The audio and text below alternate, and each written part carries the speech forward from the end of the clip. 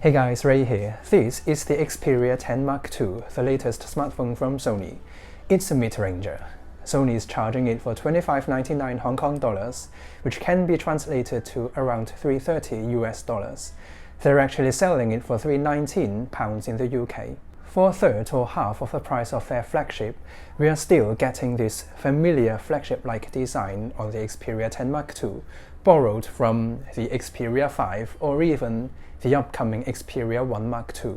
For the first time ever, we're getting this symmetrical design on the front, with a balanced forehead and chin on a mid-range Sony phone. We're also getting a 6 inches astonishing OLED 21:9 cinema-wide display, a 3-camera lens camera system, and a 3600 mAh big battery. There is one crucial element we're missing on the Xperia 10 Mark II, the processor. It's actually packing a Snapdragon 665 processor here with 4GB of RAM. Come on Sony, at least a Snapdragon 700 series processor will do the job much better. But for those who don't need that much of power, the Snapdragon 665 will do the job just fine. Anyway, the design's really great. I mean, I like it a lot. Finally, a balanced design on the front. It's a tall phone, but tall also means slim. I can handle this phone with one hand, no problem. And just look at the details. The build quality is indeed impressive. How precise the glass are meeting the mid-frame. It is, however, made out of plastic. It certainly doesn't feel as premium as the Xperia 1 or the Xperia 5, but it's still got a matte finish on the mid-frame, and it's smooth to touch. Nevertheless, I would say the build quality is precise. It's also worth a mention that both the front and the back glass panels are Gorilla Glass 6. And here we have the 3.5mm headphone jack and a easily removable SIM tray. It is a dual SIM card slot, while the second one doubles as a microSD card slot. Oh, one more thing, it is IP68 water industry resistant. The 6 inches 21:9 OLED display with Full HD Plus resolution is also surprising.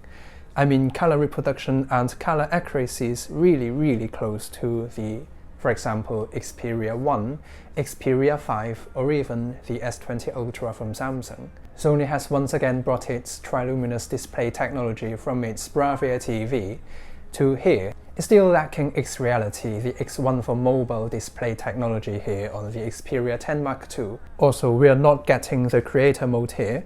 However, we can still get into the image quality settings to choose between original mode, which is more natural and displays color more faithfully. Also standard mode, which boosts the colors. For this price tag, I would say the display quality is just out of my imagination. Speaking of imagination, look at this speaker grille on the bottom side of the display panel. For one moment I thought it's going to be a stereo speaker setup, however it's just going to be a single speaker firing on the front. Still better than a bottom firing single speaker, isn't it? Max volume.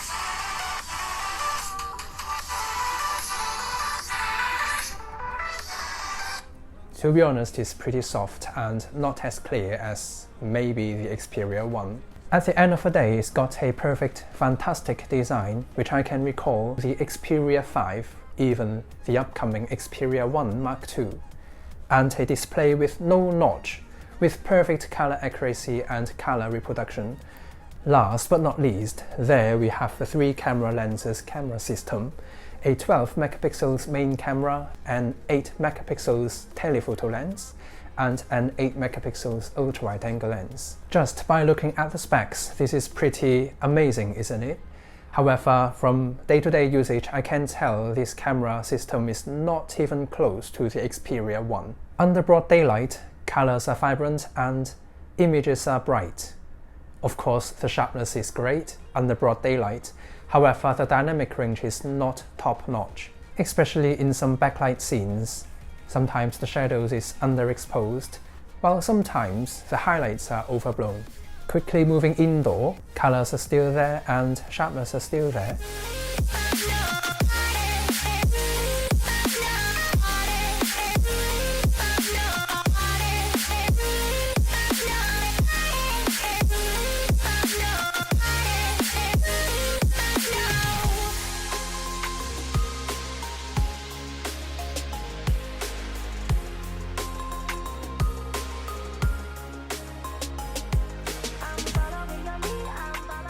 However, noise level is definitely not flagship tier, especially when the lighting conditions becoming even more challenging. For this kind of outdoor dark night environment, the Xperia 10 Mark II just doesn't cut it.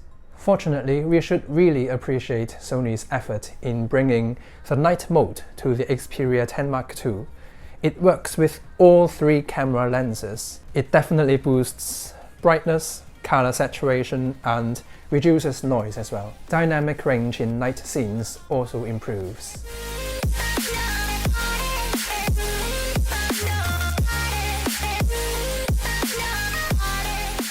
Ultimately though, in this kind of night scenes, even with the help of the night mode, the Xperia 10 Mark II is still not able to produce sharp and noise-free images in dark or maybe complete darkness.